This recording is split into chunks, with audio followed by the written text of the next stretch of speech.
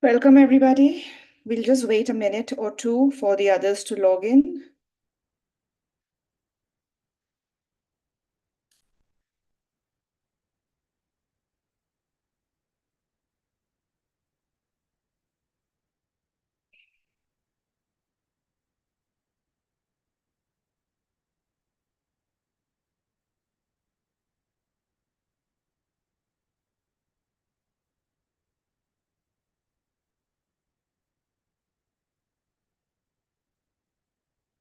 We'll start at 11:04 exactly. We have another 2 minutes to go.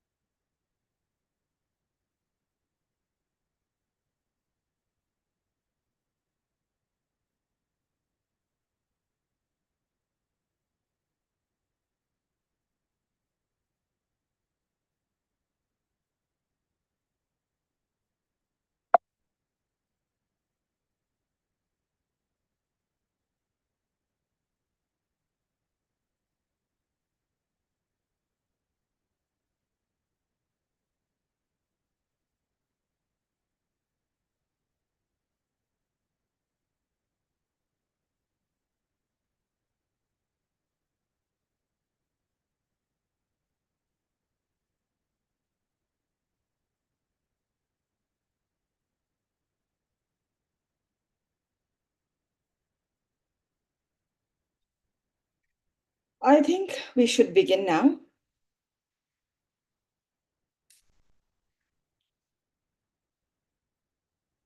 Can you hear me? Prerna, can you just give me a sound check, please?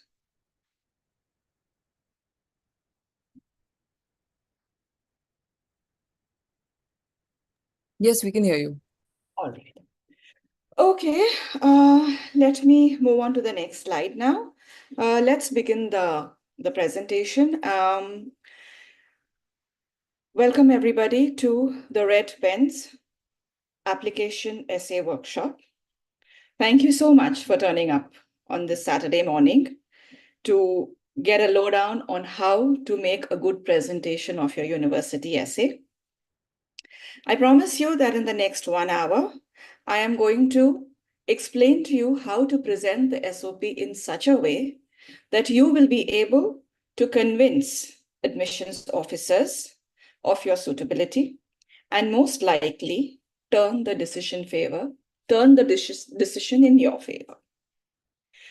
For those who have logged in right now, if you want to get your papers and pen ready, you can take notes while we are making the presentation. We are recording the session. So in case you miss any information that I give you, you can reach out to me and I will be happy to share it with you. Now let me tell you a little bit about myself. We'll move to the next slide. Okay, as you quickly scan this slide, let me tell you, I have been in the industry for a very long time, but after having worked with education trusts, international airlines, tourism boards, I think I finally found my calling and my passion at the Red Pen. I have been a content specialist and essay editor with the Red Pen for the past 8 years. And to date, I approach each day as I were approaching my very first day, my very first essay. So that's about me. And let's now deep dive into the statement of purpose and how to present a good one. Oh, yes, this is something of amazing interest to all of you. Probably a couple of you have signed on to the presentation for this reason, but that's all right. This is a very genuine slide. It is a very genuine offer. And I will tell you how to take advantage of this offer with very minimum effort. Stay with me till the end of the show, and I will tell you how to make this win-win for you. Okay, the topic today, statement of purpose or personal statement. Okay, I get a message that somebody cannot hear me. Can you all hear me in the chat box? Okay, yes, all right. You sent me a message. Thank you. Okay, what is a statement of purpose? Now, this is a very generic question, and it is not a question that you really are looking for an answer to, because you already have researched, done a lot of homework on your own, and that is why you are here today. Now, a statement of purpose, to define it, is basically a technical document where you present your skills and your realizations in such a way that you tell the admissions officer about your suitability. The statement of purpose is also called the statement of academic purpose in some parts of the world, and it is also called the personal statement in some parts of the world. Now, that is where the confusion lies. The UK calls it the personal statement. The US calls it the statement of purpose. So today, what we are going to do is understand what goes into this document and how to present it in such a way that the admissions officers are convinced of your suitability. Like I explained, it is called the statement of purpose, it is called the personal statement, it is called the statement of academic purpose. It is also called the primary university application essay. So many names to this one document. Now, what is confusing is the word personal. So we'll hold on to this slide for a second. Let me finish what I was saying. The word personal. There is nothing personal that you write in the statement of purpose. That is because, like I said, it is a technical document, and the university for now is only vetting you for the technical capacities that you bring to the school, that you bring to the course. So do not venture or do not think of bringing any personal information into the personal statement or the statement of purpose. Even I need to be very careful when I say these terms because they are very confusing. So if you have doubts, if you have questions, it's very fair. It's totally understandable. So don't worry, we are going to solve those issues right away. Now this one, the personal history statement is also a reality, is also an essay that universities ask for. Now, mind you, this is an additional document. What gives away is the word history.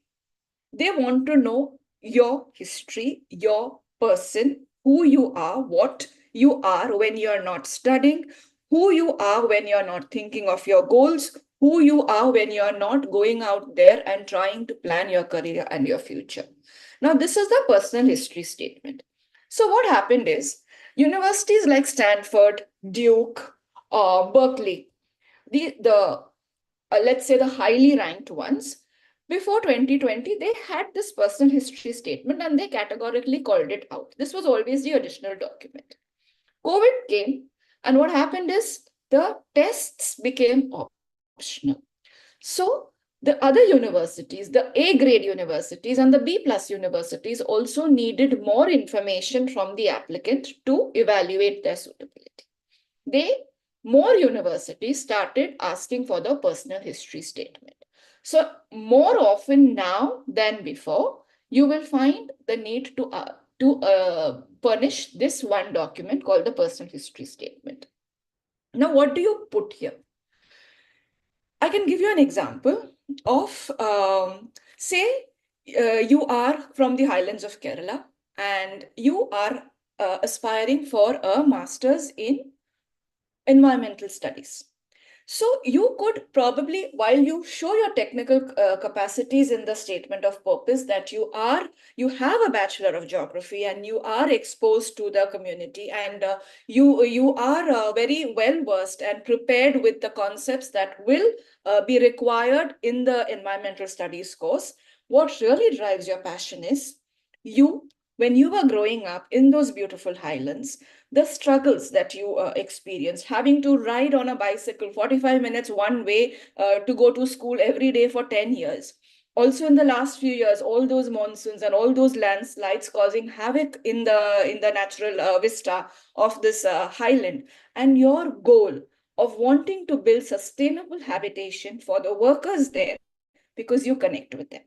So now when you give this kind of a background, like a personal story, telling the university, telling the reader that I am from this region, I understand what the problems are, I understand the environment. That is why my objective is a master's in environmental studies. Now the entire application ties in. And then the reader is convinced that yes, you are going to realize your goals definitely when you come to the university. So that is why they have started asking this personal history statement. Two things. I just gave you an example. You can bring about any story that you want in the personal history statement. My sincere advice to you would be, do not go the religion way. It's not healthy. Secondly, whenever you present anything in the personal history statement, let it be in a progressive tone, in a tone which shows positivity and your evolution, your understanding, your compassion, your need to grow as a person. And that is why you're applying for this master's course. So that is about it for the personal history statement. Moving on to the next slide, decoding the admission officer perspective. Now, why did I say that? Because one wonders, what is this perspective? So I told you earlier, the statement of purpose is important. Now that statement of purpose is your voice, right? You have the you all know what the application kit consists of. There is a transcript, which is very numerical. There is the recommendation, which is the recommender's perspective. Note, technically, you do not have any control in the recommendation, right? It is only the recommender giving their view of how they have observed you apply concepts, take away and grow as a professional, or as from a faculty point of view, as a student. Now the perspective here comes is when we start writing the statement of purpose, there are many perspectives that come to the picture. Organically, inorganically, subconsciously, consciously, there are many perspectives. To start with, there are parents. They probably guide you how to write the story. Like, say, this is your skill and that is how you have to show it.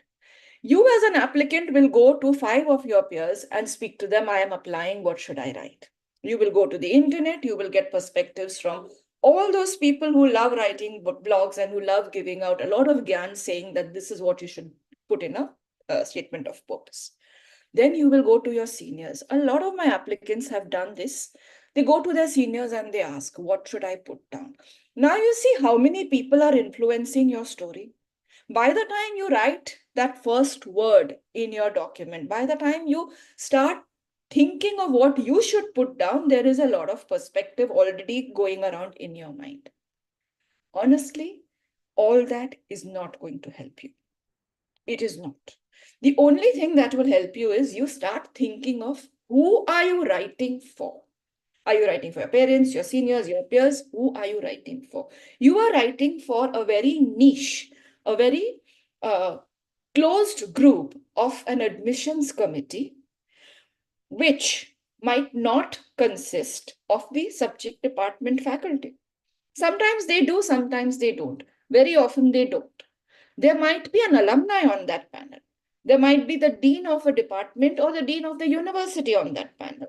There will be the admissions committee, of course. So 4 or 5 people you are writing for, that is a very strong, very small target audience that you are meeting. So isn't it right that you actually present your document in such a way that you address exactly what they are looking for? Because when it's a small group, they will be talking also. Have you understood what this applicant is saying? Do you think they are the right fit? Do you think they are giving us the information we want in order to make the decision?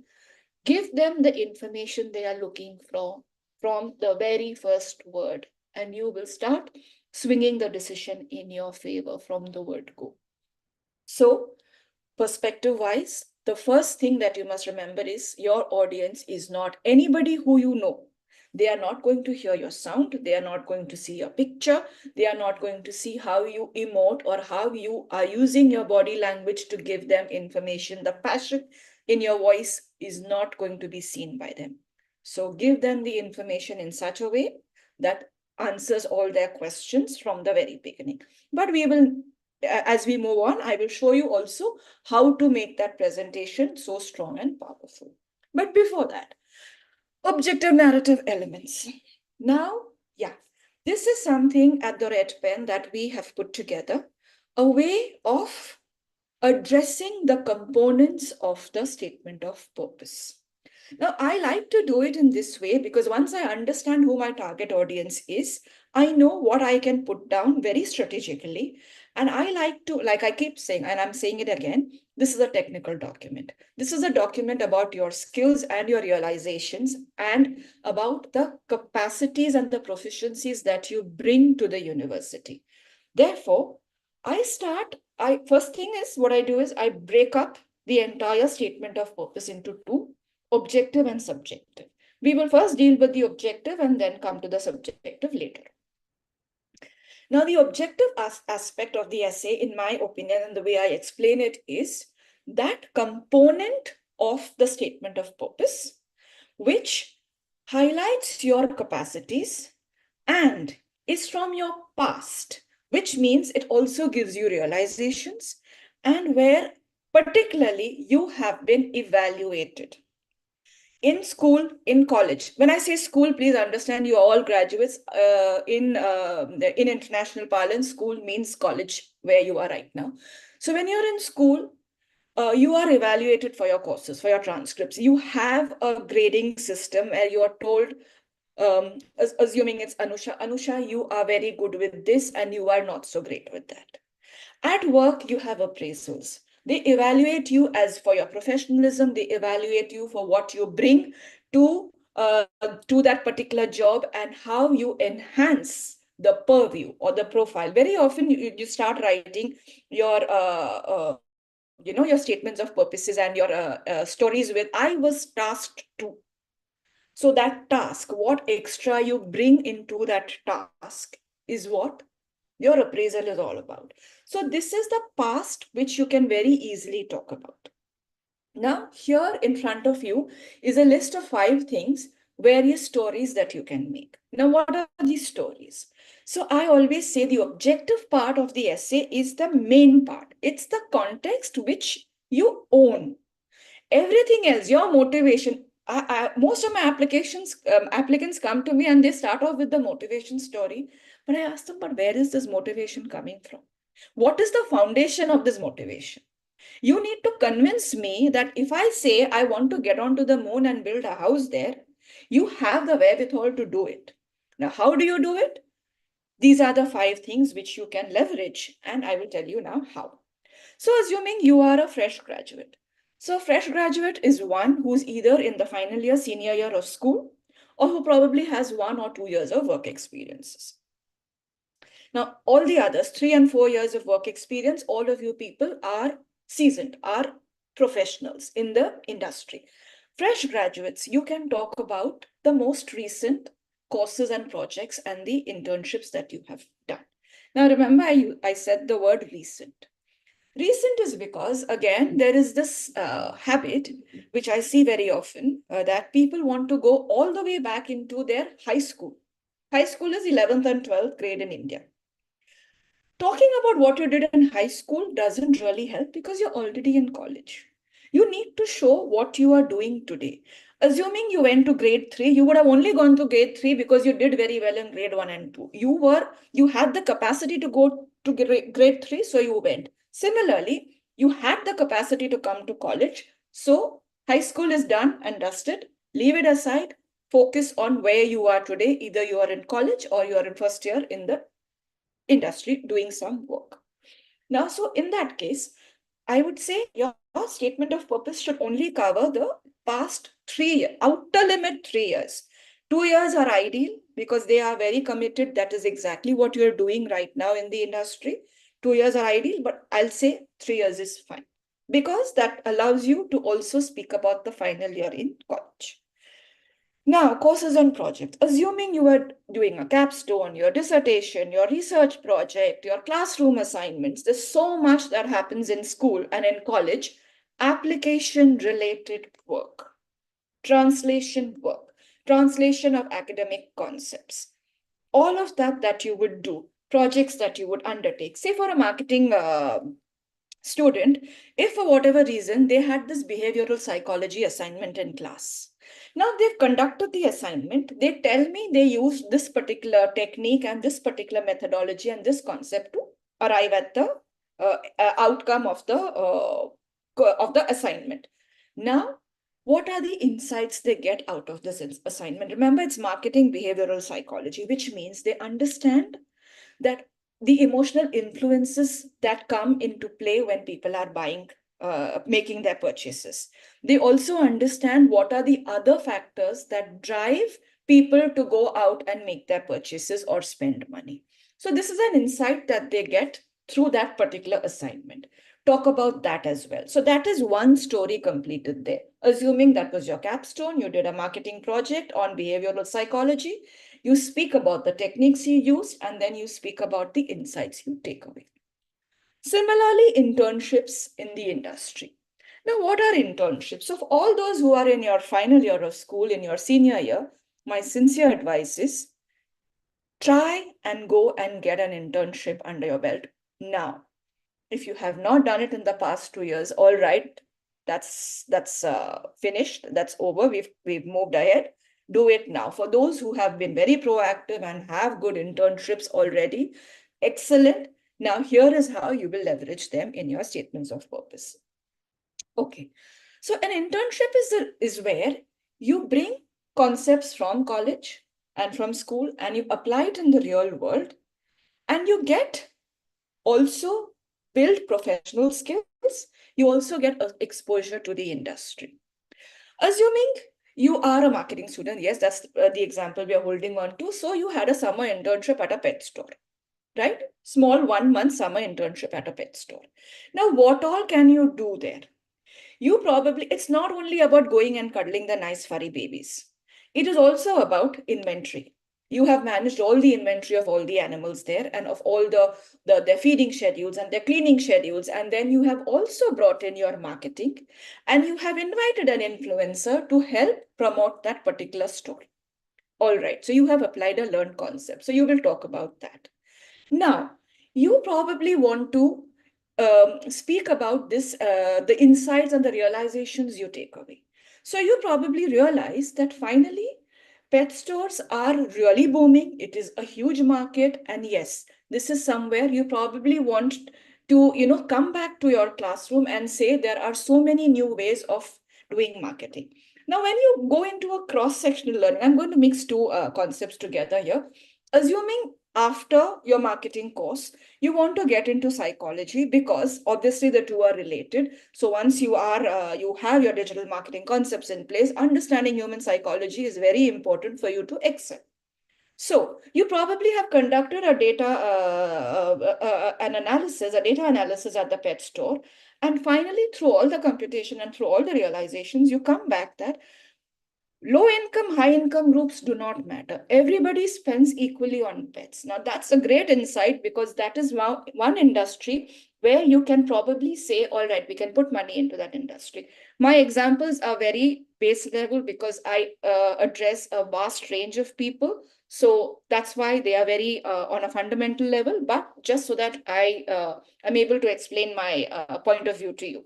So this is how one does stories in the subjective and objective, the objective part of the essay. So like I said, courses and projects, internships and industry applications. So from this pet store, you have understood that there is a market.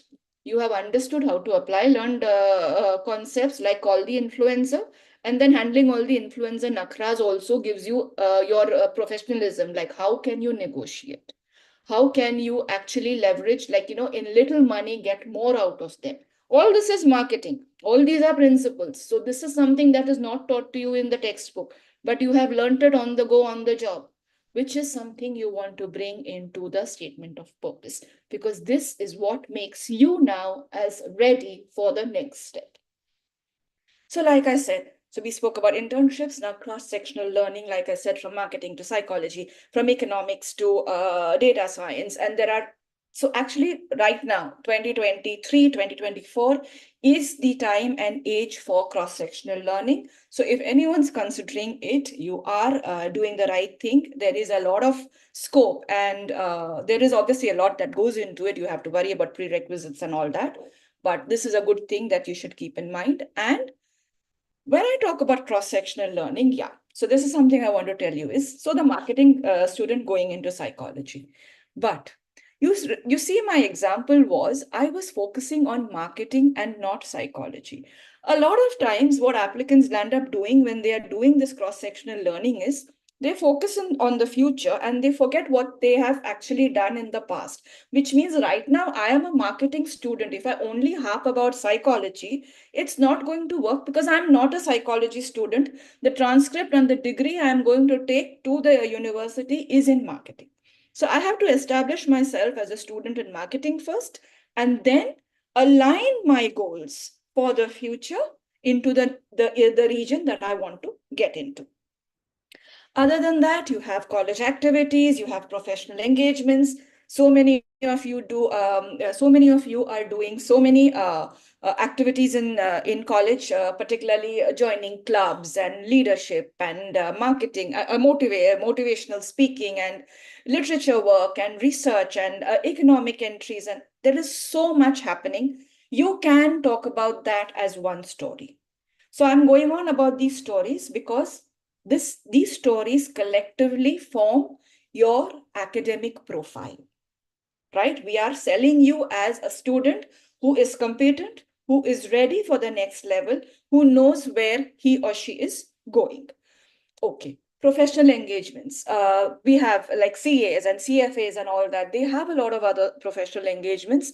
You can bring those story into the picture. Now, this you have to balance depending on where you are today in your academic journey. If you are a fresh graduate or you are a professional in the industry, you have to manage the stories according to where you are. If you have been in the industry for more than 3 years, keep the academics out. You do not need them because you really have to show that you have understood where the industry is going. You have understood your place in the industry and how you can impact and create value. So this was about the objective stories that I was talking of. And moving ahead to knowledge status and knowledge gaps. Now, I was explaining all the stories to you. So, the knowledge status. So, the marketing student now knows how to definitely make data sets, how to definitely conduct those basic professional requirements such as inventory making and accounting that probably the student must have done.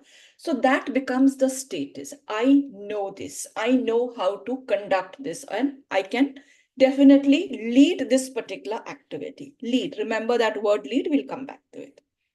Gaps. But probably that applicant, that the marketing student did not know certain aspects of how to convince a 5-year-old who, because we are in a pet store, right? And there are all kinds of people coming, normally a lot of little kids coming. The marketing student probably had the understanding of how to convince the parent, but did not have the understanding of how to convince the 5-year-old. No, buy the white puppy, not the black puppy. How does one overcome these issues? This is a knowledge gap, which is all right. It's okay not to know something. Remember, you are applying for a master's degree. You are going to study more than what you know. So if you show that I don't know how to reach various target audiences, I don't know how to tweak my proposal and how to tweak my spiel in order to convince everybody, which means you know everything. Why are you going there? So it is very important that you show knowledge gaps, that I knew how to do this activity, but I got stuck here and now I want to get to the next level. So that is creating a knowledge gap. And remember, the universities are really looking at your knowledge gaps because they want to know if the program is a best fit to address that knowledge gap of yours. So you can create this knowledge gap not just by researching on the internet, but by actually experiencing it and calling it out, because you have to match it with the curriculum finally when you choose which course you're going to apply to. So that is why knowledge status and knowledge gaps are very important. And all this goes into the statement of purpose. Remember, we have kept the person far behind in the personal history statement. They are not coming into the picture at all. We are still so heavily and deeply immersed in what the skills are, what the technicalities of the stories are, and what the realizations of the individual are, that which way they are headed. So this is what goes into the statement of purpose, knowledge status, and knowledge gaps. All this together culminates into showing you as a good student who is prepared for a master's course at a particular university. You have so far been selling yourself as the right fit, as the right candidate for that program. So that is why it is very essential that you keep focusing on the statement of purpose, the technicalities, the objective aspects of the story where you show action work. Remember, your resume has your action sentences. I did this and I impacted so and so. That action story is elaborated in the essay, in the statement of purpose as a story. And you have a few of these in order to show how you moved from one level to the next and to the next. So showing this in a growth-centered manner, like in school and college, like, okay, I learned how to do digital marketing as a marketing student. That was for step one. Coming to the pet store, I learned how to invite influencers. Step two, because I applied, I learned how to grow in applying the concept. I took away realization. Step three, that influencers are probably too many nakras, too much to handle, too expensive, probably not the best solution for me, because remember, I'm a pet store, which means it's a regional, it's a local product. You can't use a pet store and sell from Bombay to Ahmedabad. Doesn't work.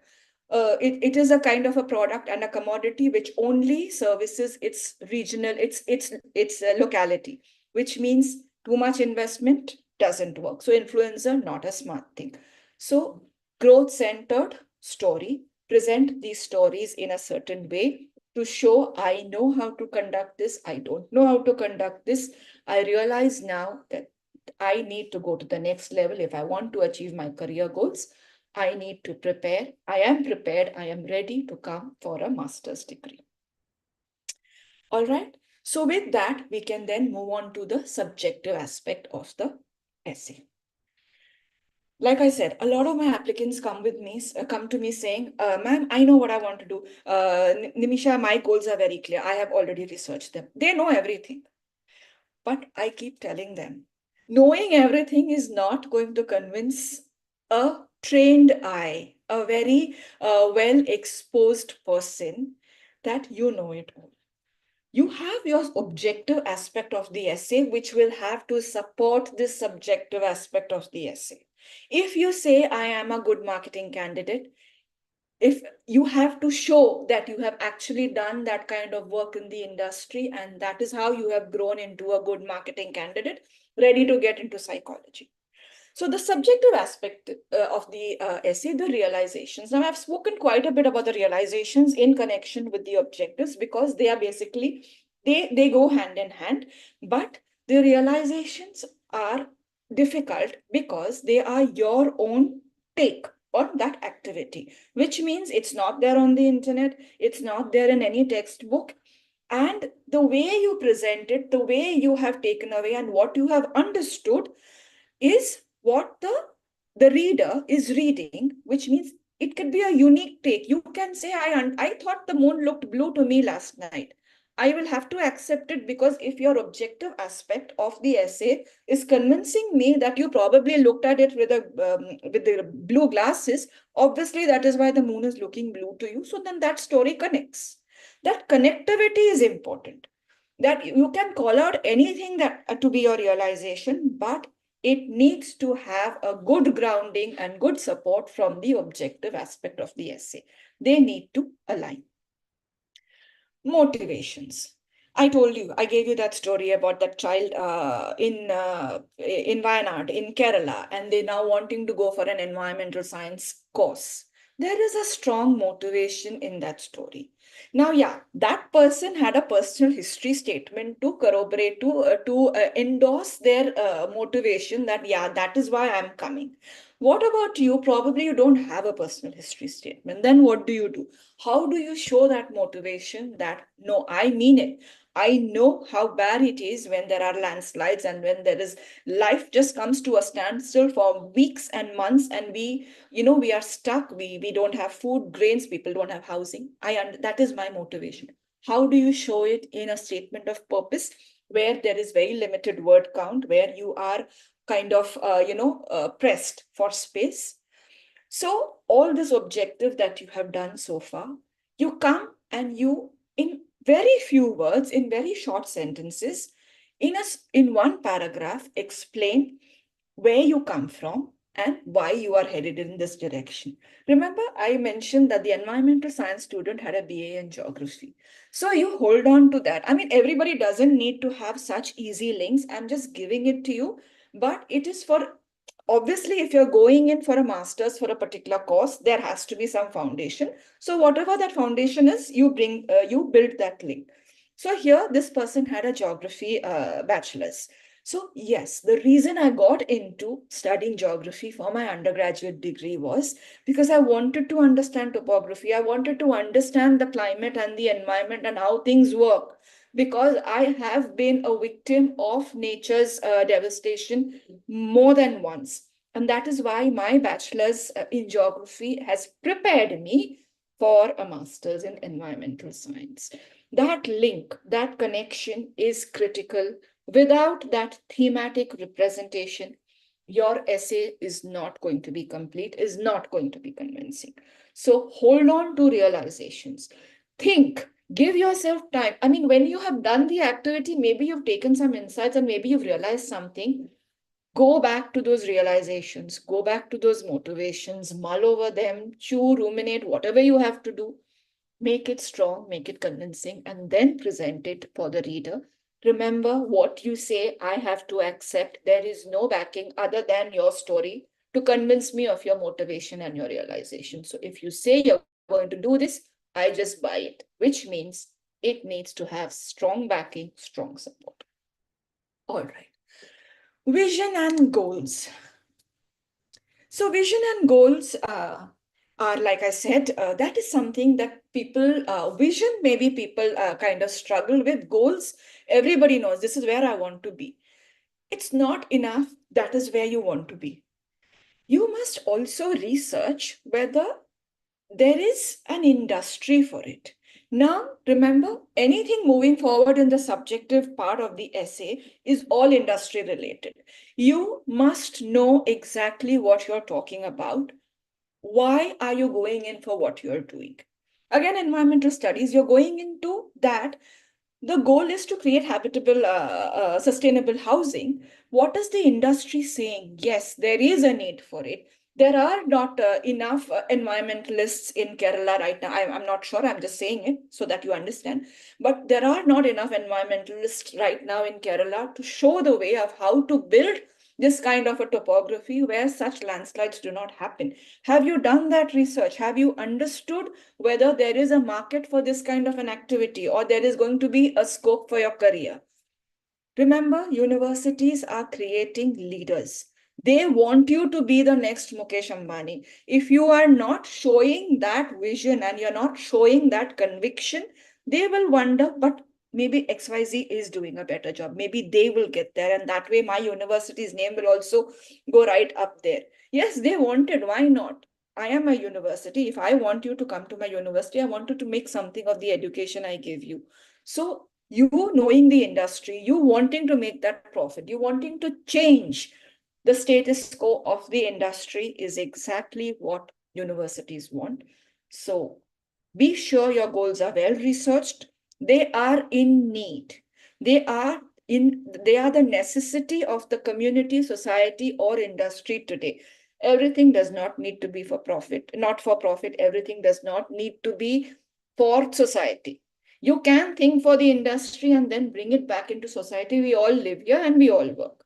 So that link you can you can create, you can draw, but the need to want to aspire to be something in this in your space, to make a change, to be a pioneer, is something that you need to tell the university officer, and only you can do it in your own words, because it's in your head, you have to translate. So that is why the subjective aspect of the essay, normally, like I said, people come with ready answers, but no, the most toughest part of the statement of purpose is this, because you need to have a convincing argument to present. All right, with that, we will move on to the next part, the 7-step approach. This is my favorite. And this example is going to really fox all of you, but it's all right. Bear with me, because this is a very simple one and very easy to understand this example. So I have used, we'll go to the next slide, where the 7-step approach is easily given. Now, remember, I told you about those stories, those anecdotes where you are going to show your skills in a particular way, your application in a particular way. So this is our response. This is our cheat sheet to write those very impactful and powerful stories. Now, my favorite example is baking a cupcake. Okay, so assuming your story is that the objective is you want to bake a cupcake for a bake sale, so that to generate money to create a toy library for the chapel's nursery. So that is the objective. Assuming so, at work, you probably are creating a data set to understand how many people above 50, how many people under 50. So your objectives are your work related or your study related. But right now we are making cupcakes to raise money for a toy library for the chapel's nursery. Application. What did I do? Obviously, I looked up a very interesting recipe, which was which is not which is very popular, but at the same time easy to make. I am a first-time baker. All right. The tagline here is, because we are all students and we are in the industry for the first time, I am a first-time baker. So I picked up a very easy to work on recipe, easy to access ingredients. I started work on it. I did made the batter, put it in the tin, and I put it into the oven. Now, I am from Mumbai. It's pouring cats and dogs right now.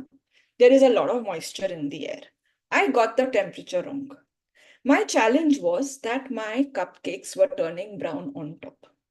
What did I do now? Did I panic? Now I have to think on my feet, because that answer is not given in the textbook. That answer is not given in the recipe. Now, what do I do? All right. So I thought, maybe because there's too much moisture, all right, let me just extend the baking time. And I innovated and I thought on my feet, and I applied a new strategy of extending the baking time, hoping that this will not be a problem. The cake will rise. The cake was not rising. The cake will rise now, because hopefully the moisture will dry up in the extended period of time. So I innovated and I thought on my feet, and I brought in my own. I brought Nimisha into the picture.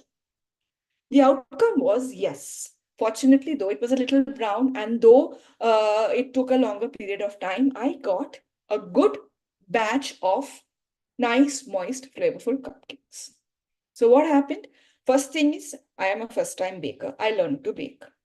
Now, in this story, when I explain the story, I have, so my realizations are different. So I've explained the story to you where I've landed up with the cupcakes, and I have sold them, and I have created impact. I have sold them, obviously raised the money, donated it to the chapel, and they have this beautiful, nice toy library for the little kids who come there to their nursery. So I have done the activity, done. And I have explained my activity to the reader, that this is what I did, my methodology, my application, and my innovation, and my final outcome. But for the reader, for an admissions officer, when they are reading the story, what they will take away is, all right, Nimisha was a first-time baker. She actually got the ingredients right. But when she faced a challenge, she found a way on her own to overcome them, which means she is quite dynamic as a person. If I give her an activity, or if she's put in the industry to do a particular activity, she will probably find her way out of that, of a sticky situation. She will not be held up, or she will not cost the company extra money. She is an innovator. Then she is also one who can create value and impact, because she did all this activity and then she went and told the chapel, now they have a resource in her that she is a confirmed baker now, and she's willing to do this every Sunday. So they have a value, and she has created an impact for herself in that chapel community, letting them know that she's also a giver. So this is how an entire story is formed. And this is how you will use your courses, and you will explain your assignments and your work internships and your tasks and your work experiences with those people who have done all this heavy duty computing science and finance tasks and all that. This small grid is what you will use to explain the work that you did, and let the admissions officer discern their own, make their own understanding and reasoning of what you bring to the table. You don't call it out like, I am a good baker and I have done it on my own. You let your work speak for yourself. All right. So this is something I think all of you should really hold on to, make a note of it, or take a screenshot, and use it very diligently, because this is, I'm telling you through experience, a foolproof way of convincing somebody of what you put down and what you took away. All right, let's move on. All right, I just totally lost track of the time. It's 11:47. Prerna, we have question and answers, so please let me know how long I have. Okay, tips and strategies. Let's go to the next slide. Okay, do's and don'ts. Quickly read what you should do and what you shouldn't do, and then I will explain more. So, show appreciation for your undergraduate degree. I get a lot of applicants, particularly, I get people even from good universities like Sydenham and HR. They might have done a marketing, they probably, or, a BMS degree or something, and they come and say, ma'am, I didn't learn anything in college. I have no work experience to show. It doesn't work like that. You went, okay, what is that? Okay. You went to a university, a renowned university. You've gone and gotten yourself a very good, competitive, rigorous bachelor's degree. You have obviously learned something. Now, coming to and approaching a statement of purpose with like, I have not done much at university doesn't help your cause, because you cannot tell another educational institution that I did not learn anything in the first. It doesn't work. Which means you are one who probably are not easily convinced, or you want a lot more out of what you're given. And that tells me that probably if I'm an academic institution, you can feel like that about me as well. Not healthy, not smart. Avoid doing something like that. Highlight your industry experiences. I've spoken enough about that. Always tell them what you have done, why you have done it. If you're a marketing student, and if you land up in a job in media, all right, it's probably not your course. So if you landed up in a job in a finance firm, it's all right, talk about it. It's still experience that you've gathered. It's still something you've learned from the industry. Do not always worry about aligning that I'm studying this and how can I talk about this. You're studying, but this is how it happened to you in life. This is your reality of life. Speak about it. Build your university networks. Now, it can be interpreted in many which ways, but what I particularly mean here is university, where you're applying to. If you're applying to LBS, if you're applying to Harvard, Stanford, start talking to alumni there, start talking to faculty there, build bridges now. So when you write your statement of purpose, you can tell, say, assuming you're going to Stanford, and you can say, I spoke to XYZ from class of 25 in this particular course, and they convinced me that this faculty has the best strategies for my marketing plan. I want to come and learn it from them. So convincing that you've done so much effort, you've taken so much effort, you've done your homework, done your bit. Now, which means you're telling me as a AO that when you come to my university, you will do all that you have to, you will all that it takes in order to do well in your course. I am already feeling happy, and I'm having this good feeling about you. You will do well in my course. So convince them like that. Use AI smartly.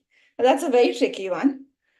I'm not sure if you expected me to say don't use AI, because I'm not saying that. I'm saying use AI. Universities are saying use AI because they want you to come with good sentences. They want you to come with good English and good grammar. So remember, I told you, let them understand your story instantly. Let them make that decision from the word go. If you present a good draft, they will be able to do that. The challenge comes in the don'ts. So I will speak more about it when I come there. All right. Consider it to be an introduction to you as a person. I think now you have understood. If they want to know about you, if they want to know more about you, they will ask for a personal history statement. Do not need to bring an introduction into your statement of purpose. I have people saying, I am Nimisha Mirani and I am applying to your course. Excuse me, they're already checking the whole application. They have gone through all the documents. They know why you are writing to them. Don't have to give your name. You don't have to give your the course that you're applying to. All that is replicated information. Give them information they don't know. And what do they not know? They don't know you. They know the industry. They know the course. They know the curriculum. They know the fact. They know everything else. The one thing they don't know is you. And that is all that they want. So give it to them. Forget the reader knows the industry better than you. They do. They create AI. They create all those jobs. They create you. You are feeders. The masters grads are feeders to the industry. They train you to go and excel well in the industry and become the next Tesla or whatever. So they know the industry better than you. Overuse AI. Now that is the tricky part. AI is all right if it's making who you are a little better. If it's enhancing, it's the makeup on my face. But if I say I will use AI, I will go to ChatGPT and ask for examples. I will ask, now give me a story to show that I am a very good, say I can do coding very well. I am sorry, somebody has fed that code into that already, which means 100 people have already copied it. You are not standing out. You will only stand out if you put in your story, if you put you into the picture. If I don't look almost like I do right now without makeup, it doesn't make sense. I have lost value there. I have lost that face. So somebody else is going to take my place for sure. So it is me who is talking, and the content that I give you is what matters. Similarly, the content that you bring, the thoughts, your realizations, the unique you that you bring into the picture is what that university officer wants. Give it to them. Another thing, explain low grades unless asked. So this is the last slide, and after this, I'm just moving on to question and answers. Okay. So if you want, you can start typing in your questions so we can be ready for that. Okay. Explain low grades unless asked. Your transcripts are there. And we have known, so obviously we read a lot of forms and we have a lot of exposure to what forms are and how different universities approach a lot of things. Whether, like I said, whether they want to know the personal you, they will ask for the personal statement. If they want to know why you have low grades, they will give you a space in the form saying, do you want to tell us something that you haven't had the chance to say somewhere else? Is where you can say if you have low grades or if you missed an exam. It can happen. COVID happened or landslides happened in Wayanad, right? So when the landslides happened, I could not go to college. I could not cycle 45 minutes and go and write my paper. I failed the exam. All right. If they ask, if they want to know that story, they will ask you for it. Till they are not asking, you are not obligated to give them extra information, because giving extra information asks extra questions. Those extra questions are totally avoidable. They are not going to help your case. So only give them the information they are asking for, your competency, your proficiency, where you are in the industry today. What do you bring to the university? How will you enhance the cohort? All those questions they will ask you, speak about it. Other than that, there is nothing else that they want to know. I think we can now move into question and answers because, yeah, all right. Oh, yes, I forgot. Let's move to the scan. Let's give them that. Yes, this is the one. You guys have been waiting for this, and I totally owe it to you. I should give this to you. Scan this QR code. This is the link to our Instagram, trp.masters. That's our Instagram handle, trp.masters. Go there. If you're applying this year, send us your resumes, and from those that we get, we will pick out 3 winners who will get a free essay review with us. So I please direct message only the resumes. Obviously, you don't want to share the whole world, but this is how you are going to leverage, and this is our gift to you for giving us this 1 hour, which is for your lives only. But anyways, we are just generous people. All right, question and answers, anyone?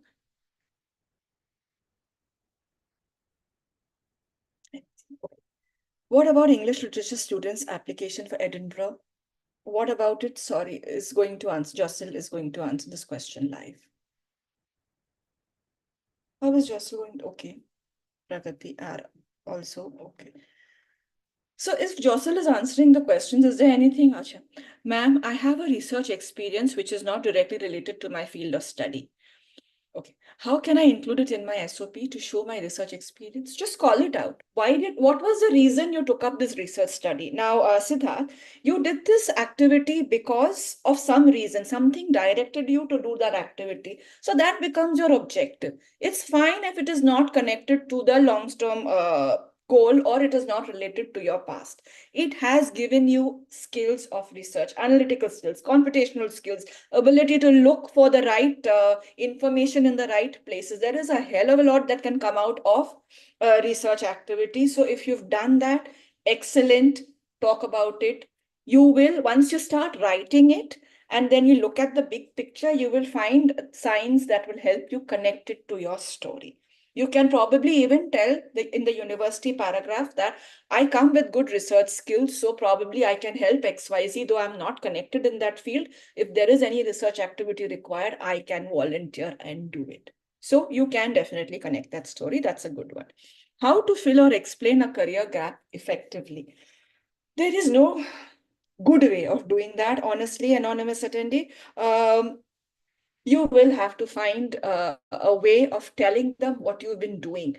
I hope there has, even if you have gone to your parents' firm and worked and spent some time there, you will need to create some experiences to show that you have been productive, not necessarily academic, not necessarily industrious. You have been productive is what is the key word here. You will have to show that for sure. What if I don't have a particular motivation story? How can I still leverage a story? It's okay if you don't have the past. The motivation can be, why do I want to do this particular degree? Why does an economic student want to get into data science? He can want to do it because the scope is vast. I don't know if I want to be an economist. I don't want to know. I don't know if I want to get into public policy. I don't know if I want to just get into my father's firm. But if I do a degree in data science, that makes me a multifaceted person, computational, analytical. I will be able to apply my skills in various fields. So I have 2 more years to think where I want to land up. So that's perfectly okay. All right, I am applying for IR to Singapore and also at Hertie. They ask applicants to also include why their university and expect them to have research. Okay, now this is a why university, Pragati, and this is something you'll have to reach out to me individually. It's quite an explanation. There's a lot that goes into it. So I can take you through it. It's all right. I'm happy to do that. You can just look up, you have my name. So just put a dot, nimisha.mirani at theredpen.in. Reach out to me and I'll be happy to help. Okay. What should we talk about first, educational journey or workings? What should be the order of chronological order? I thank you, anonymous attendee. That's a very good question. Chronological order. Do not confuse the reader. Remember, your resume is going to be parked there. The resume is in chronological order. What you did first comes first. You learned from there, then you went to the next activity. You learned from that next activity, and then you realized, all right, I like this or I don't like this. Then you went to the third. Chronological order for sure. What should the order of the SOP? Average word limits, all that Average word limit. Okay, Siddharth. Good SOPs are outer limit 1,000 words.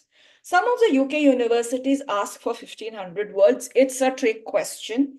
Unless and until you've been in the industry for 7, 8 years, you have so much more work that you have to talk about. All right, I would say go to 1,200, 1,300 words. Shakespeare said a man of few words is the man who's most respected. Yes, 1,000 words outer limit for the entire statement of purpose. But unfortunately for you, Siddharth, universities have become smart. They've started giving you very strict word limits. 750 words, 500. NYU gives you only 500 words. So it's going to be a challenge, but then they break up and they give you various other places where you can put in your story and you can say what you want to say. 1,000 words outer limit. Do you think only 1 year of masters in UK is beneficial, since mostly masters are 2 years? How do you get a degree out of it? I don't know if you can get a degree out of a 1 year masters in the UK. I've not heard of this. We can do some research, but straight away my answer would be I doubt it. I don't think so. Okay, so I think we have most of the questions answered. Thank you so much for that. Jossel's on the team. He was my backup and he started answering the questions because he realized we are running late of time. And thank you so much, Jossel. So I think, is there any other question that anybody wants to ask? Okay, can we fill fathers not keeping well as a career gap? Father not keeping well has been a career gap in the past. It has happened. I don't want to say too much because finally it's about health. It needs to be a critical condition. It has happened in the past, but it's debatable. One needs to consider how to present that story. So yeah, that is possible, but it has happened in the past. Anybody else? Uh, My dear Watson, okay. Please post your questions about 1 year versus 2 year masters too. Okay, all right.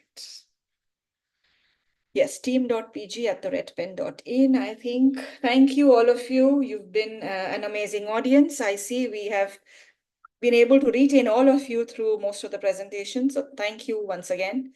You have our email addresses. Feel free to reach out anytime you want. Thank you.